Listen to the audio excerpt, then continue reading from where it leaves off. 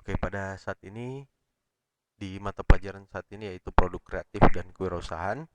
Saat ini kita akan memulai dengan materi yang pertama yaitu tentang perencanaan produksi massal. Nah, kemudian yang menjadi tujuan dari pembelajaran kita di saat ini yaitu adalah agar kalian mengetahui yang pertama pengertian dari perencanaan produksi massal, yang kedua jenis perencanaan produksi massal, fungsi dan tujuan, konsep, faktor yang mempengaruhi perencanaan produksi massal, langkah-langkah perencanaan produksi massal, yang selanjutnya keuntungan dan kerugian perencanaan produksi massal, yang kedelapan atau yang menjadi tugas nanti yaitu membuat analisis perencanaan produksi massal. Nah, kemudian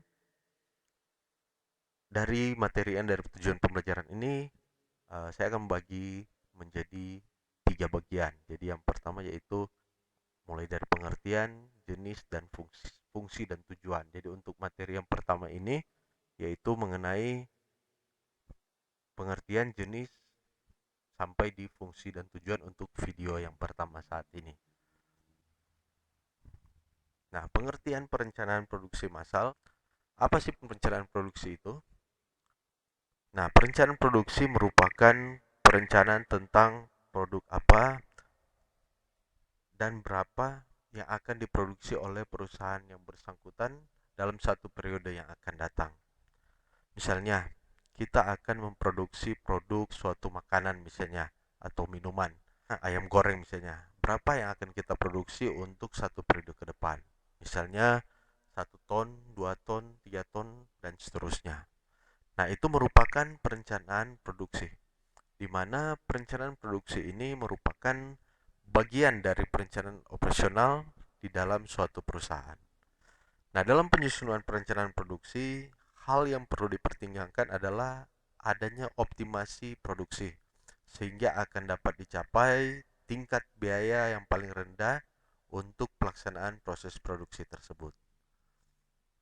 Hasil dari perencanaan produksi ini sebuah rencana yang merupakan faktor penting bagi keberlangsungan suatu perusahaan.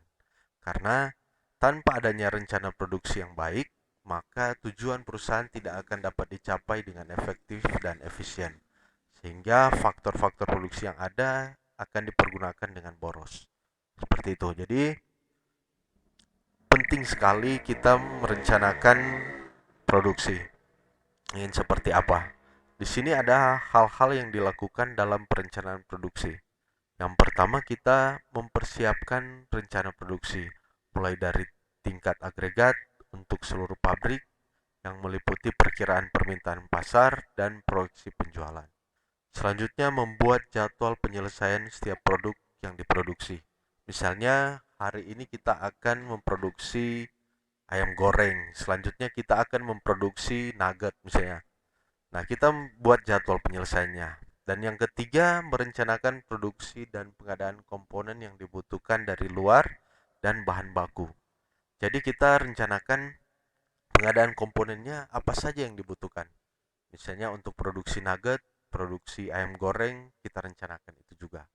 Dan yang keempat, menjadwalkan proses operasi setiap order pada stasiun kerja terkait, misalnya stasiun ini, oh ini yang akan membuat nugget, ini yang akan membuat bakso. Nah, kita jadwalkan proses operasinya seperti apa sesuai order. Oh, kita ordernya hari ini berapa? Atau berapa puluh, atau berapa ratus, berapa kilo ayam goreng misalnya. Nah, kita rencanakan proses setiap unit ordernya itu. Selanjutnya yang kelima, menyampaikan jadwal penyelesaian setiap order kepada para pemesan misalnya.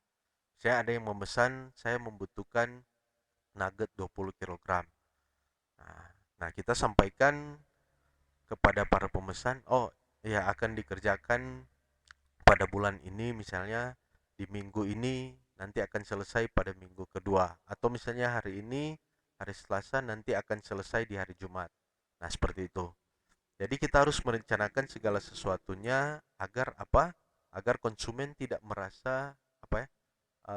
Merasa ini kok enggak ada atau enggak ada konfirmasi dari penjualnya, atau ini tidak jelas misalnya. Nah, kalau direncanakan proses produksinya, ini akan jelas.